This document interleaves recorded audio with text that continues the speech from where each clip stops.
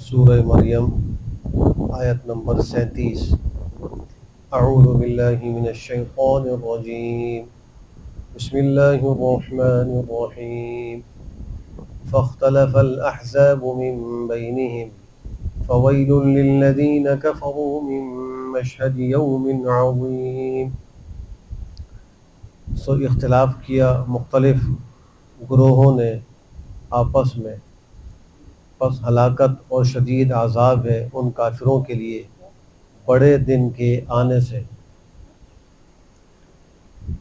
اس بڑے دن سے مراد تو قیامت کا دن ہے۔ قیامت کے دن کافروں کے لیے بڑی ہلاکت ہوگی۔ حضرت عیسیٰ علیہ السلام کے بارے میں مختلف گروہ آپس میں اختلاف کرتے رہے ہیں، ان میں یہود، نصارہ اور مشرکین تینوں شامل ہیں۔ یہود نے تو الزام لگایا کہ نعوذ باللہ یہ حلال زادے نہیں ہیں اور ان کا نسب ثابت نہیں ہے، اور قرآن کریم میں اللہ سبحانہ وتعالیٰ نے ان کا یہ اعتراض بھی ذکر کیا ہے اور اس کا جواب بھی دیا ہے کہ انہوں نے حضرت مریم پر بہت بڑا بہتان لگایا، اور نصارہ نے ان کے بارے میں ان کو خدا ہونے کا دعویٰ کر کے وہاں تک پہنچا دیا، یہ قول اختیار کر لیا، اور مشرکین نے ان کے بارے میں یہ کہا کہ ہمیں تو اپنے جانوروں تک کا نسب معلوم ہے، اے عیسائیوں تم ہمیں اپنے نبی حضرت عیسیٰ کا نسب بتاؤ۔ تو اس قسم کی گفتگو مشرکین مکہ نے بھی، عرب کے لوگوں نے بھی۔ اللہ فرما رہے ہیں ان جماعتوں نے آپس میں اختلاف کیا ان کے بارے میں، ان سب کے لیے قیامت میں ہلاکت۔ دوسرا قول یہ ہے کہ خود نصارہ کے آپس میں مختلف گروہ تھے اور ان سب کا الگ الگ عقیدہ تھا۔ نصارہ کا ایک گروہ تھا جس کا نام نستوریہ ہے۔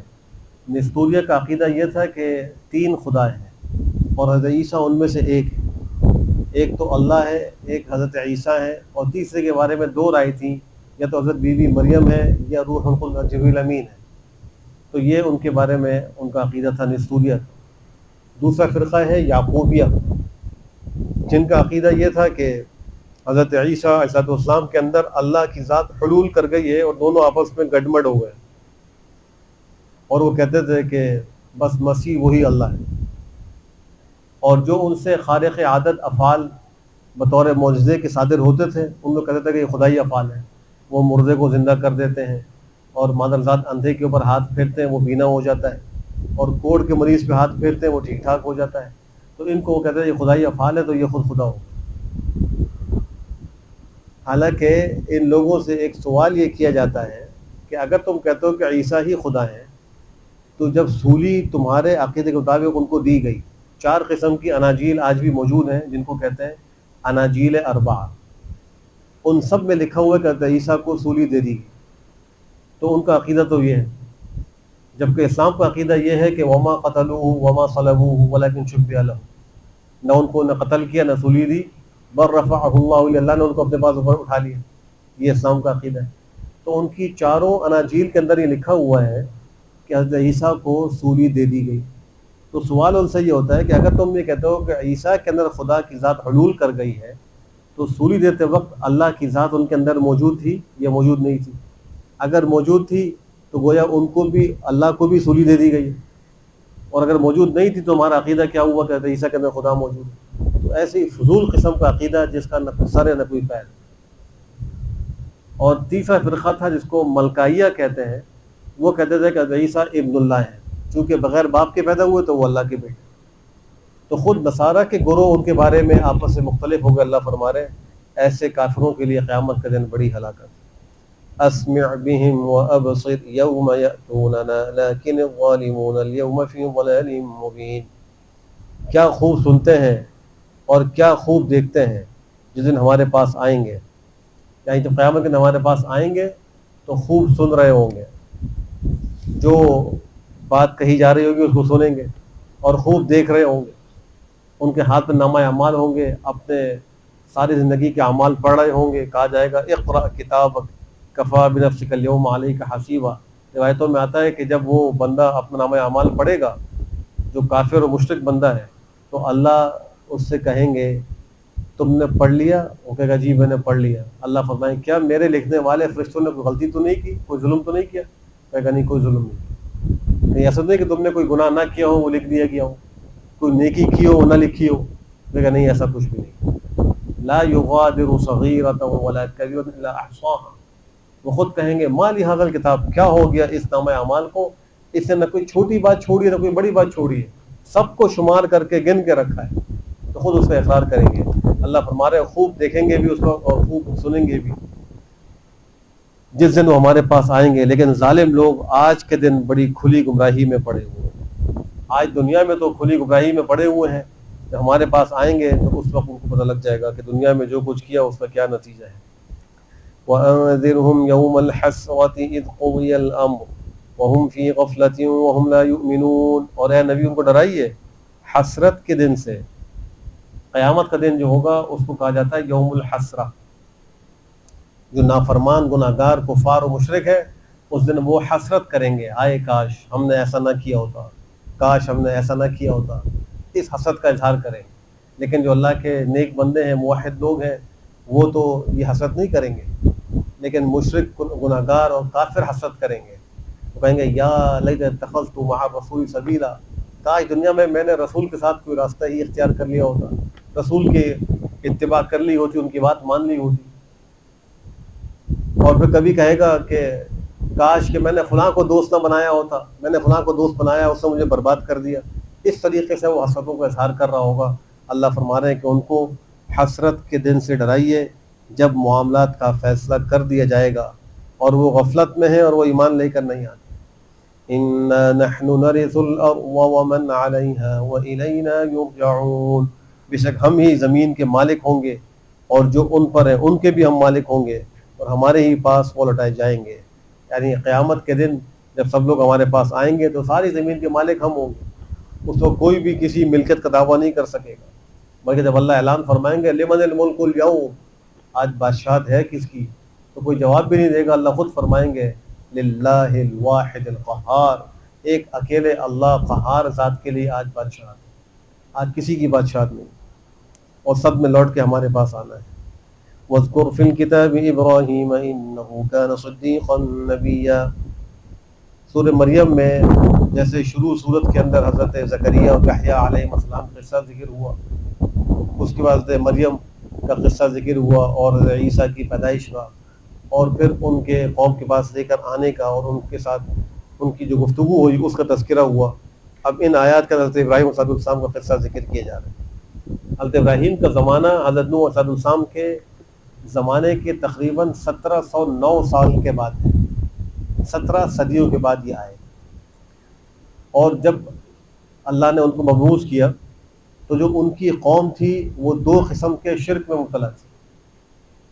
ایک تو ان کا شرک یہ تھا کہ وہ بت پرستی کرتے تھے، بتوں کو بناتے تھے اور ان بتوں کے آگے سجدہ ریز ہوتے تھے. اور دوسری ان کے ہاں بت پرستی یہ تھی، دوسرا جو شرک تھا وہ یہ تھا کہ وہ ستاروں کی پوجا کرتے تھے، سورج اور چاند کی پوجا کرتے تھے، کواکب پرست.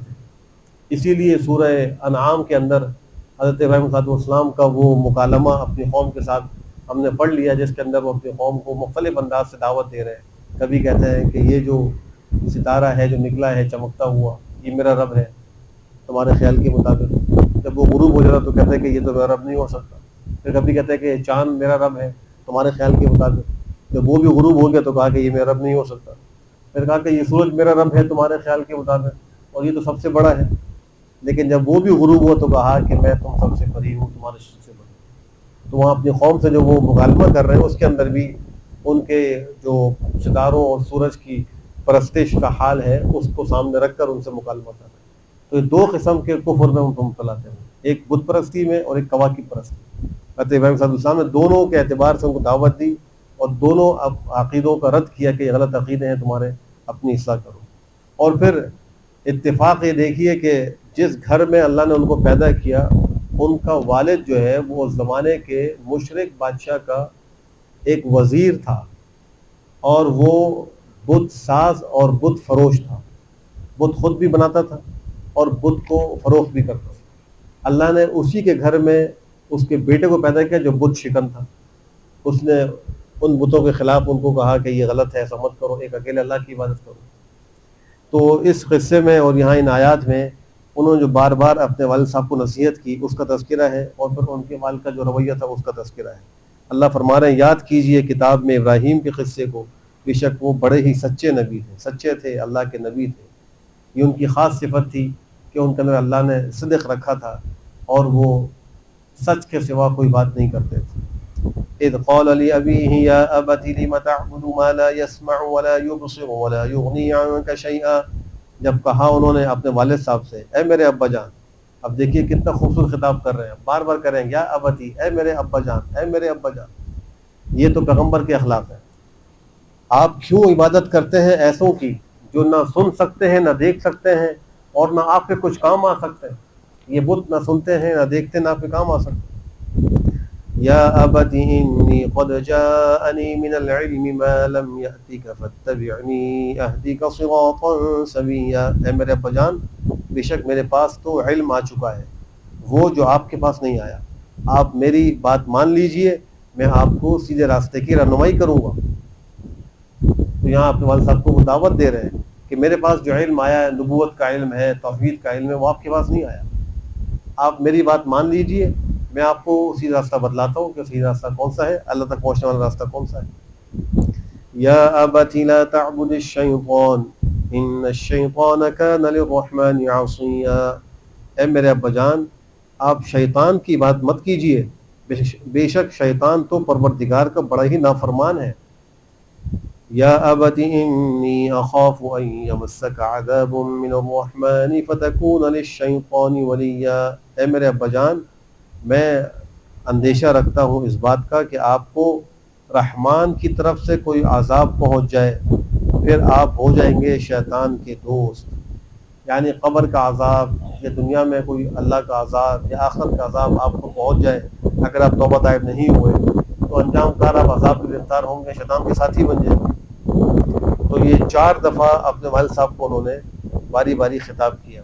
پہلی دفعہ میں کہا کہ آپ ایسوں کی بات کیوں کرتے ہیں جو سنتے نہیں ہیں، دیکھتے نہیں ہیں، آپ کے کام نہیں آ سکتے۔ اس کے بعد اپنی نبوت کے بارے میں بتلایا کہ مجھے اللہ نے خاص علم دیا ہے، میری بات مان لیجیے۔ پھر کہا کہ شیطان کی بات مت کیجیے۔ پھر کہا کہ مجھے عذاب کا اندیشہ ہے، اگر آپ اس طریقہ نہیں چھوڑیں گے تو آپ کو پروردگار کی طرف سے عذاب پہنچے گا۔ جواب میں ان کے والد صاحب کیا کہتے ہیں؟ قال اراغب انت عن آلہتی یا ابراہیم لئن لم تنتہ لارجمنک واہجرنی ملیہ، تو وہ بولے کیا تو مجھ کو متنفر کرتا ہے میرے معبودوں سے ابراہیم؟ کیا تو مجھے برانگیختہ کرتا ہے، تو مجھے برگشتہ کرتا ہے میرے معبودوں سے؟ اگر تم باز نہیں آئے تو میں تم کو سنسار کر دوں گا، اور تم مجھ کو ایک لمبا زمانے تک کے لیے چھوڑ دو، تم مجھے ایک لمبے زمانے تک چھوڑ دو، مجھ سے بات نہ کرو۔ یہ ان کے والد نے کہا کہ تم اگر باز نہیں آؤ گے تو میں تمہیں پتھروں سے مار مار کے ختم کر دوں گا، اور تم آئندہ مجھ سے بات نہیں کرنا، بس مجھ سے تم بات چیت بند کر دو۔ قال سلام علیک سأستغفر لک ربی انہ کان بی حفیا، حضرت ابراہیم صلی اللہ علیہ وسلم نے فرمایا آپ پر سلامتی ہو، میں آپ کے لیے اپنے پروردگار سے استغفار کرتا رہوں گا، مغفرت مانگتا رہوں گا، بے شک اللہ سبحانہ وتعالیٰ مجھ پر بڑا ہی مہربان ہے، بڑا ہی شفقت کرنے والا ہے۔ اللہ تو مجھے کبھی خائب و خاسر نہیں کرے گا، جب تک مجھ کو اجازت ہے میں آپ کی دعا کرتا رہوں گا۔ ایک زمانے تک حضرت ابراہیم اپنے والد صاحب کی دعائیں کرتے رہے۔ پھر جب ان کو بتلا دیا گیا کہ آپ کے والد ایمان لے کر نہیں آئیں گے اور اب آپ کے لیے دعائیں مغفرت ان کے جائز نہیں ہے، تو پھر آپ نے ان سے برات کا اعلان کر دیا۔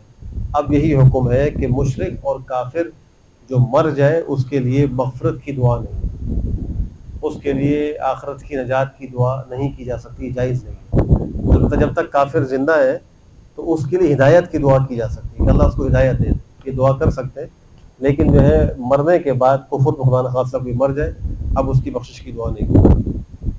وَأَعْتَزِلُكُمْ وَمَا تَدْعُونَ مِن دُونِ اللَّهِ وَادْعُوا رَبِّي عَسَىٰ أَلَّا أَكُونَ بِدُعَاءِ رَبِّي شَقِيًّا، اور میں آپ کو اب چھوڑ دیتا ہوں، آپ سے علیحدہ ہو جاتا ہوں، اور جن کو آپ اللہ کے سوا پکارتے ہیں ان سے بھی علیحدہ ہو جاتا ہوں، اور میں تو اپنے پروردگار کو پکارتا رہوں گا۔ قریب ہے کہ میرا پروردگار مجھ کو میری دعاؤں میں نامراد نہیں کرے گا، اللہ مجھ کو میری دعاؤں کے اندر ناکام نہیں کرے گا، ضرور میں کامیاب ہو جاؤں گا۔ میں آپ سے بھی علیحدگی اختیار کرتا ہوں، آپ کے یہ جھوٹے جو بت ہیں ان سے بھی علیحدگی اختیار کرتا ہوں۔ فلما اعتزلهم وما يعبدون من دون الله وهبنا له اسحاق ويعقوب وكلا جعلنا نبيا. جب حضرت یعقوب حضرت ابراہیم صلی اللہ علیہ وسلم نے ان کو چھوڑ دیا، ان سے علیحدہ ہو گئے، اور جن کی وہ اللہ کو چھوڑ کر عبادت کرتے تھے ان سے بھی علیحدہ ہو گئے، تو ہم نے ان کو اسحاق اور یعقوب عطا کیے. بیٹا اسحاق دیا اور یعقوب، اور ان میں سے ہر ایک کو ہم نے نبی بنایا. یہاں پہ حضرت اسماعیل کا ذکر نہیں ہے، اس لیے کہ حضرت اسماعیل صلی اللہ علیہ وسلم کے بارے میں آتا ہے کہ وہ بڑے تھے، حضرت اسحاق جو ہے یہ چھوٹے تھے. حضرت اسماعیل جو ہے وہ حضرت بیوی ہاجر سے پیدا ہوئے، حضرت اسحاق جو ہے وہ حضرت سارہ سے پیدا ہوئے. حضرت ابراہیم کی پہلی زوجہ حضرت سارہ تھیں. جب یہ اپنی بیوی کو لے کر ہجرت کر کے نکلے تو ان کا گزر ایک علاقے سے ہوا، وہاں ایک بڑا ظالم بادشاہ تھا، اور راستے میں گزرنے والی ہر خوبصورت عورت کو اپنی ہوس پوری کرنے کے لیے وہ گرفتار کر کے بلوا لیا کرتا. تو حضرت ابراہیم علیہ السلام کی اہلیہ کو بھی اس نے اس طرح بلوایا. تو اس کا ایک کارندہ تھا، اس نے ان کو چھپ کر کہا کہ دیکھو تم کو ایک راز کے بارے بتلاتا ہوں، اگر وہ تم سے پوچھے یہ کون ہے تو کہنا کہ یہ میری بہن ہے، اور وہ کہیں کہ یہ میرا بھائی ہے. اس لیے کہ اگر تم کہو کہ میری بیوی ہے تو وہ بڑا ظالم ہے، وہ اپنی خواہش پوری کرنے کے لیے ظلم کی حد تک آگے بڑھ جائے گا، لہٰذا تم اس طرح اپنی جان بچا لیں. تو انہوں نے اپنی اہلیہ کو سمجھا دیا کہ دیکھو تم دینی اعتبار سے میری بہن ہو، یہ جھوٹ نہیں ہوگا، تمام مومن آپس میں بھائی بھائی ہیں، اس لیے تم یہ تو کہہ سکتی ہو کہ یہ میرے بھائی اور میں کہہ سکتا ہوں میری بہن. چنانچہ ایسا ہی ہوا، لیکن اس کے دل میں شیطنت موجود تھی، بادشاہ کے دل میں. اس نے پھر بھی اپنا ارادہ غلط پورا کرنے کی کوشش کی، تو اللہ نے اس پر فالج ڈال دی، زمین پہ لوٹ پوٹ ہونے لگا. اور پھر وہ اس نے کہا دعا کر دو کہ میری جان جو ہے نا بچ جائے، میں ٹھیک ہو جاؤں. اور سارے نے دعا کر دی، وہ ٹھیک ہو گیا. پھر اس کے بعد دوبارہ اس نے ارادہ کیا، پھر اس کے اوپر جو ہے یہ آفت آئی. 2-3 دفعہ کے بعد وہ سمجھ گیا کہ میرا انتظار نہیں چلے گا، تو ان کو رخصت کیا اور ساتھ ایک لونڈی ان کو ہدیے کے طور پر دے دی جن کا نام بیوی ہاجر تھا. وہ ان کو لے کر واپس آ گئی. حضرت ابراہیم صلی اللہ علیہ وسلم سفر شروع کیا. حضرت سارہ نے وہ لونڈی چونکہ ان کی ملک تھی حضرت ابراہیم کو ہبہ کر دی. تو حضرت ابراہیم کی جو اولاد اسماعیل پیدا ہوئے وہ حضرت بی بی ہاجر سے پیدا ہوئے، اور پھر اس کے بعد سارہ سے حضرت اسحاق پیدا ہوئے. تو یہاں پہ ان دونوں کا ذکر کیا چونکہ اس سفر میں حضرت سارہ ان کے ساتھ تھی، بی بی ہاجر وہ موجود نہیں تھی، وہ تو بعد میں ان کو عطا ہوئی. تو فرمایا کہ ہم نے ان کو اسحاق اور یعقوب بیٹے عطا کیے اور ہر ایک کو نبی بنایا. وَوَهَبْنَا لَهُم مِّن رَّحْمَتِنَا وَجَعَلْنَا لَهُمْ لِسَانَ صِدْقٍ عَلِيًّا، اور ہم نے ان کو اپنے پاس سے رحمت عطا کی اور ہم نے ان کے لیے سچائی کی شہرت پیدا کر دی، علیًا بڑی بلند و بالا. ہر قوم کے لوگ اور ہر شریعت کے لوگ حضرت ابراہیم علیہ السلام کو اپنا مقتدا، اپنا بزرگ مانتے ہیں، چاہے وہ مشرکین ہوں، چاہے یہود ہوں، چاہے نصارہ ہوں، چاہے مسلمان ہوں. جتنے بھی لوگ ہیں حضرت ابراہیم کو اپنا پیشوا اور مقتدا مانتے ہیں.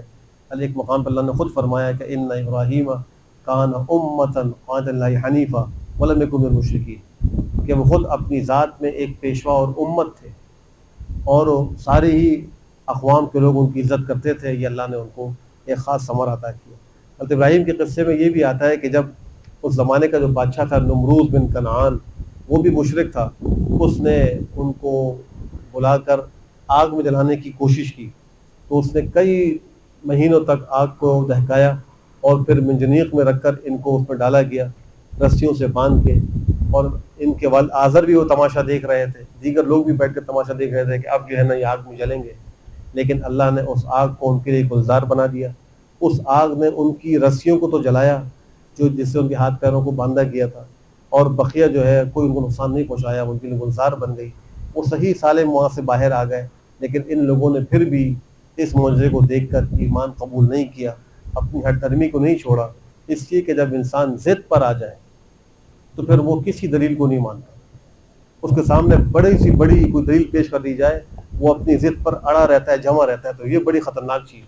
مشرکین مکہ بھی اسی ضد پر تھے، اپنی آنکھوں سے وحی کے اترتے ہوئے منظر کو وہ دیکھا کرتے تھے. پیغمبر پہ قرآن اترتا تھا، وہ منظر دیکھتے تھے. پیغمبر کا قرآن سنتے تھے. شق قمر کا واقعہ اپنے آنکھوں سے انہوں نے دیکھا تھا. معراج کے قصے کو پیغمبر کی زبان سے خود سنا تھا. لیکن پھر بھی اندر چونکہ ضد اور اکڑ موجود تھی جس کی وجہ سے وہ اس کو قبول نہیں کر سکے. تو انسان کو چاہیے کہ اس ضد اور اکڑ سے بچے. جب حق آ جائے اس کو قبول کرے. اللہ ہم سب کو بہتر عمل کی توفیق نصیب فرمائے. الحمدللہ رب العالمین والعاقبۃ للمتقین والصلاة والسلام على خیر خلقہ محمد وعلى آلہ وصحبہ اجمعین. اللهم أرنا الحق حقا وارزقنا اتباعه وأرنا الباطل باطلا وارزقنا اجتنابه. ربنا آتنا في الدنيا حسنة وفي الآخرة حسنة وقنا عذاب النار. اے اللہ ہمارے صغائر و کبائر کو معاف فرما. اے اللہ پوری امت مسلمہ کے سارے گناہوں کو معاف فرما. اے اللہ ہم سب کو حق کی اتباع کرنے کی توفیق نصیب فرما. باطل سے، گمراہیوں سے، بدعقیدگی سے اے اللہ ہم سب کی حفاظت فرما. اے اللہ ہم سب کو ضد سے، ہٹ دھرمی سے محفوظ فرما. اطاعت اور انابت نصیب فرما. اے اللہ ہمارے بیماروں کو شفا صحت عافیت نصیب فرما. اے اللہ ہمارے مرحومین کی کامل مغفرت فرما. اے اللہ مظلوم مسلمانوں کی مدد فرما. بالخصوص اہل فلسطین، اہل غزہ کی مدد فرما. اے اللہ آسمان کے فرشتوں سے ان کی مدد فرما. ظالموں کے شکنجے سے ان کو آزاد فرما. اے اللہ رحم الراحمین کو چین سکون عافیت اور امن نصیب فرما. اے اللہ رحم الراحمین ہماری تمام جائز مرادوں کو غیب سے پورا فرما. اے اللہ تمام مشکلات کو آسان فرما. اے اللہ تمام نیک مقاصد میں کامیاب و کامران فرما. ہماری دعاؤں کو ہم اپنے فضل و کرم سے قبول فرما. سبحان ربک رب العزت عما یصفون وسلام علی المرسلین الحمد للہ رب العالمین وصلی اللہ وسلم علی خیر خلقہ محمد وعلی آلہ وصحبہ اجمعین برحمتک یا ارحم الراحمین.